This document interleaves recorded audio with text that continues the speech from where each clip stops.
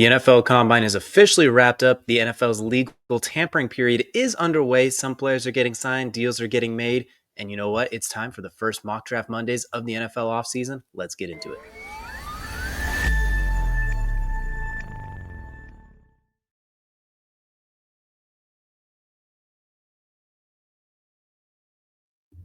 All right, now mock draft Mondays. We're jumping right into the draft room now. On the board, number one overall is Tennessee.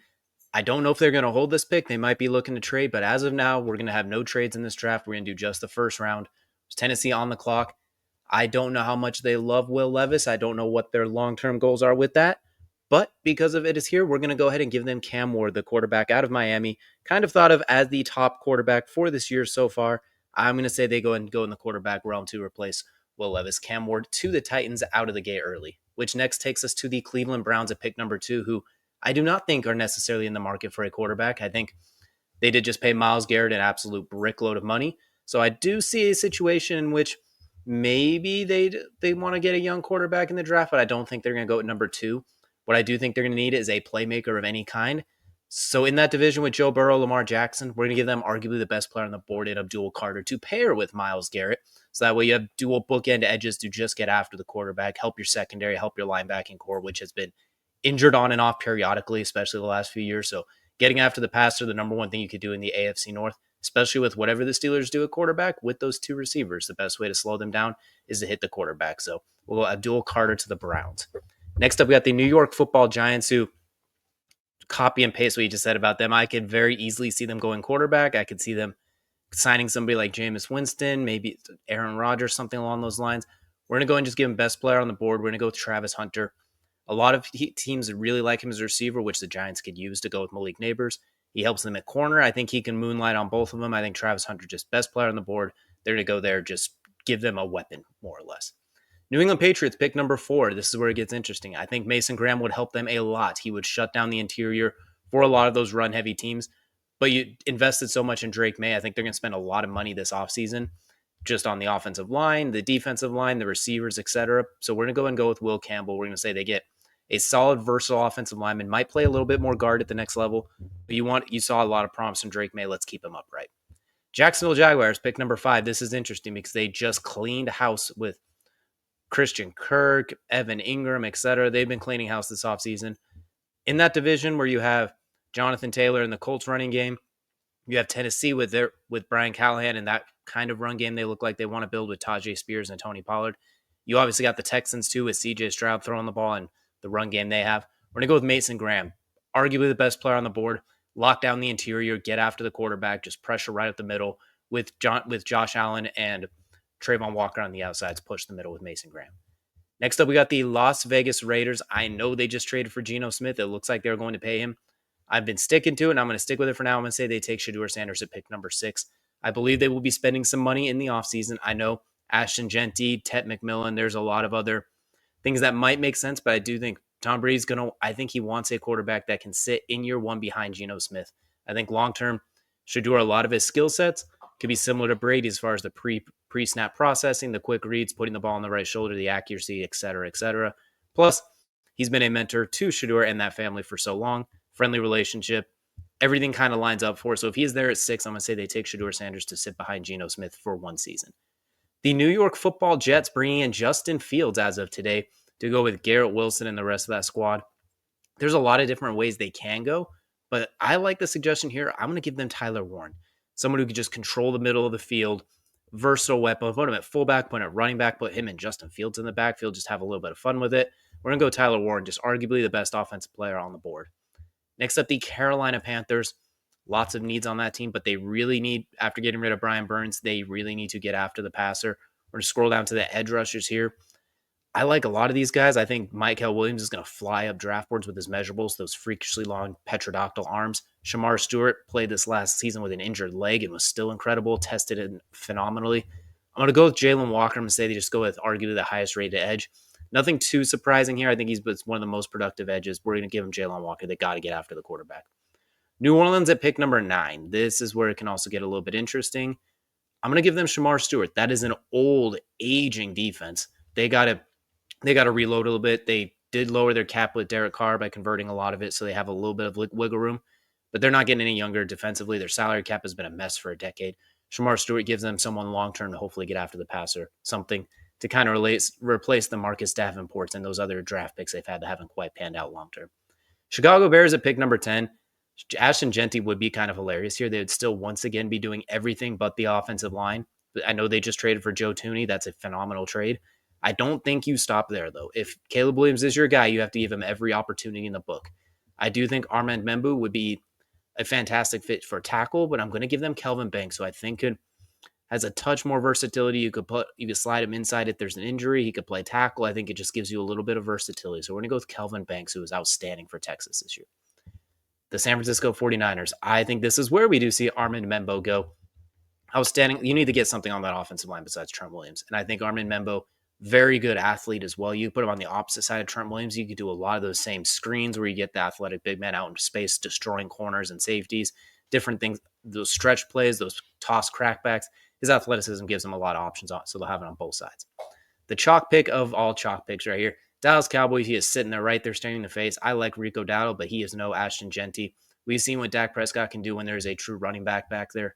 Ashton Jeanty, an awesome running back class. He is the class of the class, if that makes sense. So we're going to put Ashton Jeanty right there, pick 12 for the Cowboys. It makes too much sense. Next up, Miami Dolphins, pick number 13. I'm curious what they're going to do with Javon Holland and some of those other guys. So that is going to be very it's going to be very dependent on what happens with Javon Holland. If they keep him, it looks like he is expected to close in. It looks like some teams are looking at him. So at the time of this recording, he is looking to be a free agent. So we're going to go ahead and scroll down. We're going to give him Malachi Starks, somebody who could do a lot of similar things, incredible range in the secondary, good ball. His film this last year wasn't quite as good as the year before, but the talent is still there. It's very clear he is awesome. So we're going to go with Malachi Starks to Miami. The Colts, pick number 14, they need a lot of help, but arguably, in my opinion, what might be the best true corner in the draft, who I think is almost underrated because last year wasn't all that great. I like Will Johnson a lot. He fits a little bit of what the Colts GM likes to do as far as having a hard-on for RAS scores. He's long, athletic, but I think at the end of the day, they need playmakers back there. We saw them get gashed time and time again when they needed it, when they needed to make a stop. They need offensive help as well, offensive line help. We don't know if the quarterback situation's there, but defensively, sure up the secondary, Will Johnson makes sense to me. Atlanta, pick number 15.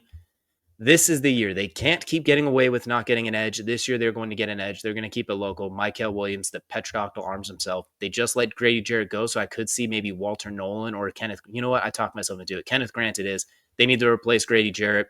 Those two Michigan D tackles were game changers the last 2 years. They sure up the middle with Kenneth Grant. Arizona, bringing in Sweat, so a little bit less of a need on the edge. They still could use it, but I'm going to give them Tet McMillan. You pair him with Marvin Harrison Jr., it's not a high need. I think this is them literally just having fun. Like Josh Simmons would make sense. James Pierce. There's a lot of other things that probably make sense. But Tet McMillan just sitting right there. You give Kyler Murray another weapon, help Marvin Harrison Jr. out a little bit so it's not just him getting double teamed as often or rolling coverages his way. Just a chance to open things up on the offense a little bit more. And I think free agency, they're going to continue to touch on some of these other needs. Cincinnati, this has to be an edge if they're going to trade Trey Hendrickson like it seems like. Mykel Williams is right there. Mike Green, James Pierce, all outstanding options. I know my co-host loves Mike Green, and I think he's going to climb up a lot of boards. We're going to go with Mykel Williams. I do think he might not even be here, honestly, the way that if his offseason tests the way I think it will be, especially his pro day, etc. But for now, he's right here at 17, Mykel Williams to the Bengals. Pick number 18, the Sam Darnold and JSN-led Seahawks, no longer DK and Geno. A lot of turnover going on up there. One thing Seattle definitely needs, head and shoulders above anything else, if you're going to have Sam Darnold, you need to keep him upright. You need to keep those ghosts from New York at bay. Offensive line is the way to go. I really like Josh Simmons. I also like Tyler Booker. And then there's the kid from Oregon who's a little bit further down the board. It looks like they don't have him as high as I do. Josh Connerly, I think, is really good. We're going to stick with Josh Simmons. We're going to take the highest rated offensive lineman on the board right now. I do think O-line is the pick to go here. Tampa Bay, pick number 19. They did bring back Chris Godwin, so I think that does take off the likelihood of a receiver. They do need some help in the secondary and maybe a little bit on the defensive line as well. They're getting a touch older. They like both of these guys. I'm going to go with Jedi Barron. The versatility to play in the nickel, could play a little bit of safety if needed, could play outside. He's very versatile, and he's just a playmaker. I think that adds to their secondary. Denver at pick number 20. They had a little bit of trouble stopping the run this last year at different points. They have a really good pass rush. They got an outstanding secondary. I think if they could shore up that run game defense a little bit and some of that interior pressure, that will help a lot. They could use a little offensive line help. I'm going to go with Walter Nolan. I think really good value here. Interior pressure. This is a very good defensive tackle class, and I don't think they want to miss out on. They don't want to risk some of these guys not being there in the second round. So we're going to go Walter Nolan for the Broncos. Pittsburgh Steelers at pick number 21. This is where it gets very interesting because trading for DK Metcalf, possibly Aaron Rodgers, possibly bringing in a quarterback. We'll see what's going on there. They kind of have to figure something out. I really like giving them more offensive line help, honestly. I really do like the idea of bolstering, giving them a little bit more in that regard just to keep whoever the quarterback is upright, get more room for Najee Harris and Jaylen Warren to run. They don't need edge help, which is the two best players here. They don't need Colston Loveland because Patrick Freiermuth.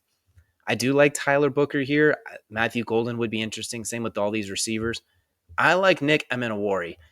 Absolute freak of nature. A lot of Derwin James in his game.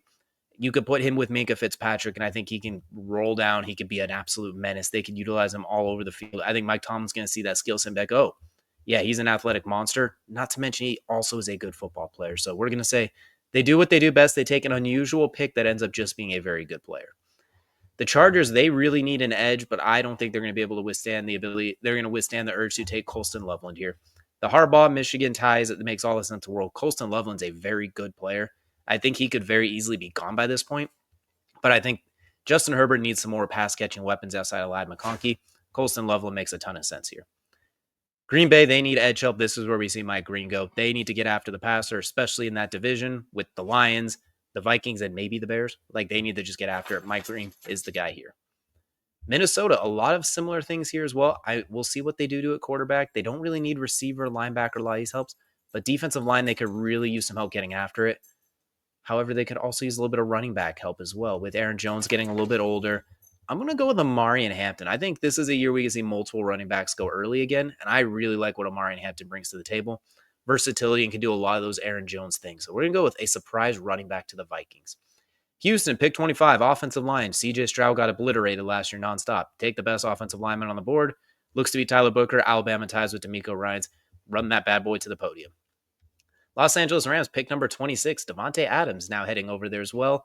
Receiver, as you can see, Matthew Golden, Luther Burton, they could definitely use a little bit there. James Pierce to pair with Jared Verse and Fisk and those guys. There's a lot of good ideas here. I'm going to go with Josh Connerly.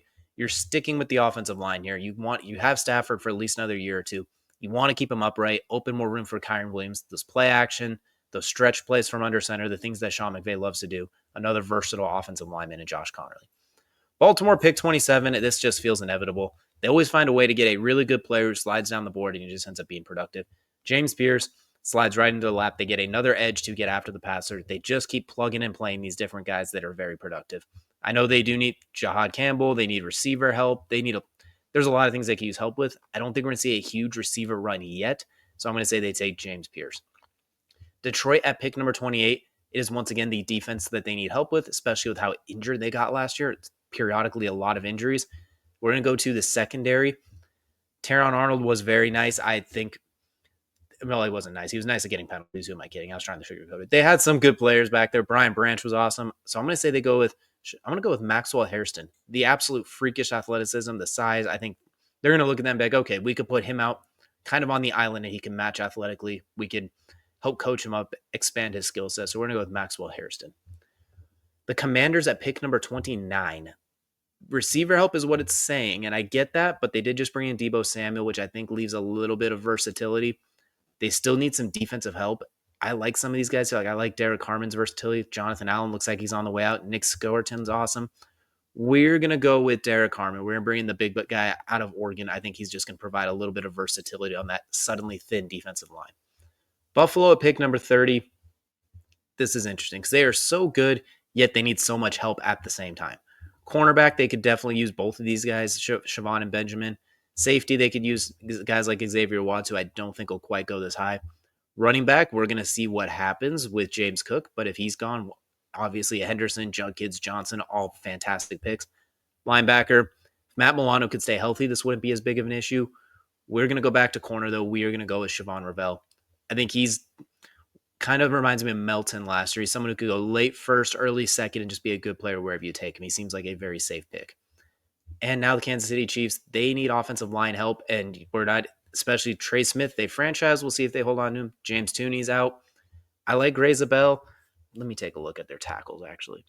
I do like this is where it gets interesting. We're going to go with actually Donovan Jackson. We're going to go to Ohio State. I think he was a very solid offensive line piece. So I think that's where they're going to lean on this one, and maybe in the second round pick up another guy that might slip, like maybe Gray Zabel does slip a little bit. We'll go Donovan Jackson here. Rounding out the first round, Philadelphia could do so many things here. They are so good. They are so loaded. Offensive line, defensive line, those are kind of their calling cards. Obviously, that is something they like to do. Darius Alexander feels like the ultimate fit. We're going to go with Jahad Campbell. Somehow he slips this far back. I think he's a much better player than this. I think he could go much earlier. Same with guys like Matthew Golden, Luther Burton, and Emeka Buka. All first-round picks, just the way the board falls, where they're available and their best value is. Those teams aren't necessarily as deep looking for receivers. So we're going to go Jahad Campbell to the Eagles, and that is going to do it here with this first-round mock draft, the first one for Mock Draft Mondays here on the High Low Sports Podcast. Let us know down below what picks you think will be made and which ones you would change. We have plenty more of these to come as more details come in. Obviously, once the NFL legal tampering period and free agency starts underway, we'll spike this up a little bit. But we appreciate y'all for joining us, and we will see you all again next time.